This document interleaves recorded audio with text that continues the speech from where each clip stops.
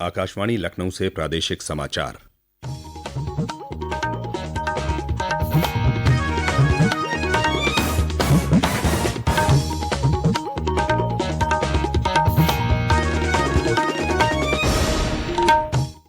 मुख्य समाचार।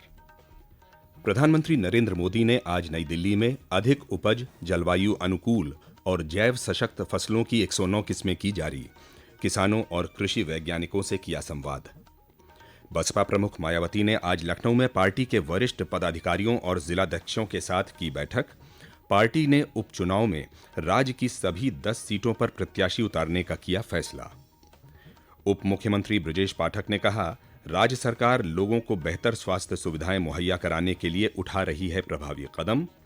और प्रदेश में 13 अगस्त से 15 अगस्त तक चलाया जाएगा हर घर तिरंगा अभियान। सरकार ने लोगों से अभियान में बढ़ चढ़कर हिस्सा लेने का किया आह्वान।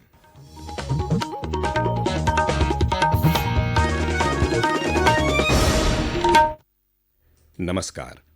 प्रदेश के समाचारों के साथ मैं शोभित। प्रधानमंत्री नरेंद्र मोदी ने आज नई दिल्ली के भारतीय कृषि अनुसंधान संस्थान में अधिक पैदावार वाली जलवायु अनुकूल और जैव सशक्त फसलों की 109 किस्में जारी की। इन किस्मों में 61 फसलें शामिल हैं, जिनमें 34 खेती की तथा 27 बागवानी की फसलें हैं। खेती की फसलों में बाजरा, तिलहन, दलहन, गन्ना, कपास और अन्य फसलों के बीज शामिल हैं। बागवानी फसलों में फल, सब्जी, कंदमूल, मसाले, फूल और औषधि पौधे के बीज हैं। इस अवसर पर प्रधानमंत्री ने किसानों और वैज्ञानिकों से बातचीत भी की। नई फसल किस्मों पर प्रधानमंत्री ने कहा कि इनसे कृषि में मूल्यवर्धन होगा। किसानों ने कहा कि नई किस्मों से उनके खर्चों में कमी आएगी और पर्यावरण पर सकारात्मक प्रभाव पड़ेगा। श्री मोदी ने मोटे अनाज का उल्लेख भी किया। उन्होंने कहा कि लोग पोषक खान पान की ओर आकर्षित हो रहे हैं। उन्होंने प्राकृतिक खेती के लाभों के बारे में बात करते हुए कहा कि आम जनता का जैविक कृषि पर भरोसा बढ़ा है।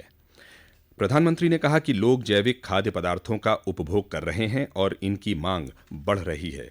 प्रधानमंत्री ने कहा कि कृषि विज्ञान केंद्रों को नई किस्मों के बारे में किसानों को जानकारी देने के लिए सक्रिय भूमिका निभानी चाहिए। श्री मोदी ने नई फसल किस्म विकसित करने के लिए वैज्ञानिकों की सराहना की। वैज्ञानिकों ने बताया कि वे प्रधानमंत्री के सुझावों के अनुरूप कार्य कर रहे हैं। केंद्रीय कृषि और किसान कल्याण मंत्री शिवराज सिंह चौहान ने संवाददाताओं से कहा कि आज किसानों के लिए ऐतिहासिक दिन है, जब 65 फसलों की 109 किस्में जारी की गई हैं। हमारे वैज्ञानिकों ने अद्भुत काम किया और 65 फसलों की 109 प्रजातियों के बीज तैयार किए। बागवानी की, आम की ऐसी किस्में तैयार की जो जल्दी खराब नहीं होगी, दिखने में भी सुंदर हो, स्वादिष्ट भी हो, जिसको हम एक्सपोर्ट भी कर सकें। एक्सपोर्ट हम कर भी रहे हैं। 109 नई किस्में किसान की जिंदगी भी बदलेगी, उनकी लाभ को भी बढ़ाएगी और जनता के लिए भी पोषण की दृष्टि से बहुत उपयोगी होगी, हमारे एक्सपोर्ट को भी बढ़ाएगी। श्री चौहान ने कहा कि इन फसलों के बीज जलवायु अनुकूल हैं और खराब मौसम में भी अधिक पैदावार दे सकते हैं। उन्होंने बताया कि ये किस्में पोषक तत्वों से भरपूर हैं। बहुजन समाज पार्टी की राष्ट्रीय अध्यक्ष मायावती ने आज लखनऊ में पार्टी के वरिष्ठ पदाधिकारियों और जिला अध्यक्षों के साथ बैठक कर प्रदेश में होने वाले विधानसभा उपचुनाव के लिए जमीनी तैयारियों की समीक्षा की। इस दौरान सुश्री मायावती ने पार्टी जनाधार बढ़ाने के लिए जरूरी दिशा निर्देश देने के साथ साथ अब तक की प्रगति रिपोर्ट भी ली। बसपा ने इन उपचुनाव में सभी सीटों पर अपने प्रत्याशी उतारने और पूरी ताकत के साथ चुनाव लड़ने का फैसला किया है। बैठक में बसपा सुप्रीमो ने कहा कि अनुसूचित जाति जनजाति के लोगों को जब आर्थिक नहीं बल्कि सामाजिक और शैक्षिक पिछड़ेपन के आधार पर आरक्षण सुविधा दी गई है, तो क्रीमी लेयर का सवाल उठाना अनुचित है। केंद्रीय राज्यमंत्री और स्थानीय सांसद जितिन प्रसाद ने आज अपने निर्वाचन क्षेत्र पीलीभीत की कलीनगर तहसील के कई गांवों का दौरा कर लोगों से उनकी समस्याएं सुनी और वहां मौजूद अधिकारियों को जन समस्याओं का निराकरण प्राथमिकता के आधार पर करने के निर्देश दिए। श्री प्रसाद ने कहा कि केंद्र और राज्य सरकार सभी वर्गों के सर्वांगीण विकास और कल्याण के लिए काम कर रही है। इस दौरान स्थानीय सांसद श्री प्रसाद ने कलीनगर में सरकारी अस्पताल खुलवाने का आश्वासन भी दिया। पूरनपुर विधानसभा क्षेत्र में एक जनसभा को संबोधित करते हुए श्री प्रसाद ने कहा कि प्रधानमंत्री नरेंद्र मोदी ने आज ही फसलों की कई नई प्रजातियां जारी कर किसानों को बड़ा उपहार दिया है। इससे न सिर्फ उत्पादकता बढ़ेगी बल्कि किसानों की आय में भी बढ़ोतरी होगी। ये समाचार आप आकाशवाणी लखनऊ से सुन रहे हैं। घर तिरंगा, हर घर तिरंगा, घर घर तिरंगा, रथ घर तिरंगा, हर घर तिरंगा। प्रादेशिक समाचारों के इस बुलेटिन में आपका फिर से स्वागत है। उप मुख्यमंत्री ब्रजेश पाठक ने कहा है कि राज्य सरकार प्रदेशवासियों को बेहतर स्वास्थ्य सुविधाएं मुहैया कराने के लिए प्रतिबद्ध है और इस दिशा में प्रभावी कदम उठाए जा रहे हैं। श्री पाठक ने आज मैनपुरी जिले के करहल कस्बे में स्वास्थ्य सुविधाओं की समीक्षा के दौरान जिला मुख्य चिकित्साधिकारी को निर्देश दिए कि एम्बुलेंस सेवा, हेल्थ एटीएम, सीटी स्कैन और डायलिसिस सहित अन्य स्वास्थ्य योजनाओं का लाभ मरीजों को सुगमता और पारदर्शिता के साथ मुहैया कराया जाए। बाद में पत्रकारों से बातचीत करते हुए श्री पाठक ने दावा किया कि राज्य में विधानसभा उपचुनाव में भारतीय जनता पार्टी सभी सीटों पर जीत का परचम लहराएगी। उन्होंने कहा कि करहल सीट जीतने के लिए कार्यकर्ताओं के साथ मंथन जारी है और इस उद्देश्य के लिए प्रभावी रणनीति बनाई जा रही है। आज़ादी के अमृत महोत्सव के तहत हर घर तिरंगा अभियान चलाया जा रहा है। इस क्रम में राज्य के पर्यटन और संस्कृति विभाग के प्रमुख सचिव और हर घर तिरंगा अभियान के नोडल अधिकारी मुकेश मेश्राम ने 13 अगस्त से 15 अगस्त तक हर घर तिरंगा अभियान में लोगों से बढ़ चढ़कर प्रतिभाग करने का आह्वान किया है।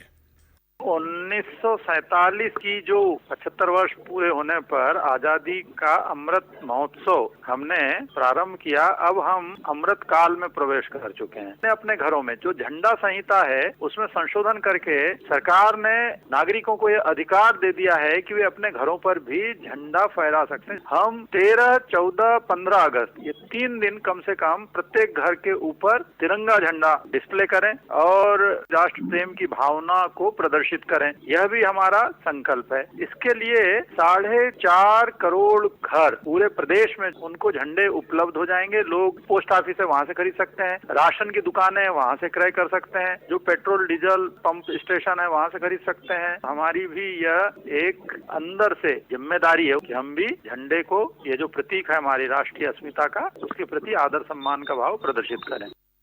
इस बीच हर घर तिरंगा अभियान के क्रम में प्रदेश भर में तिरंगा यात्रा निकाली जा रही है।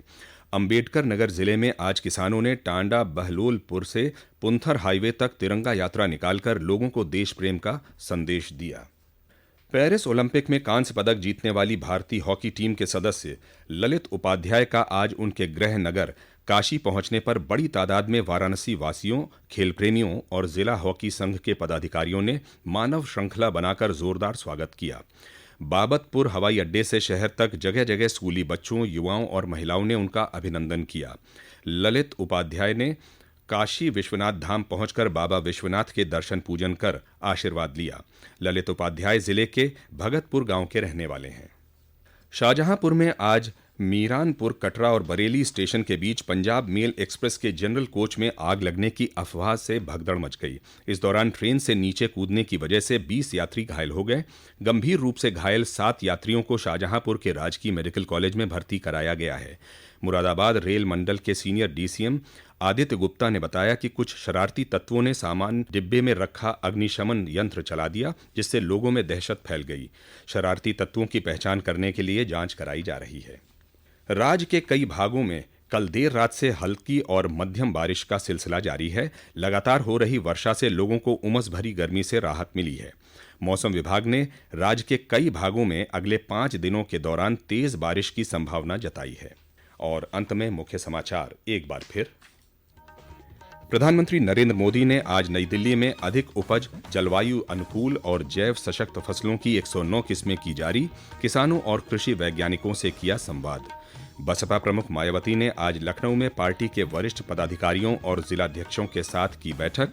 पार्टी ने उपचुनाव में राज्य की सभी 10 सीटों पर प्रत्याशी उतारने का किया फैसला। उप मुख्यमंत्री ब्रजेश पाठक ने कहा, राज्य सरकार लोगों को बेहतर स्वास्थ्य सुविधाएं मुहैया कराने के लिए उठा रही है प्रभावी कदम।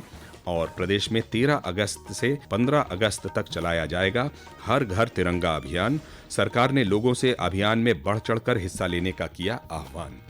इसी के साथ आकाशवाणी लखनऊ से प्रादेशिक समाचारों का ये बुलेटिन समाप्त होता है। नमस्कार।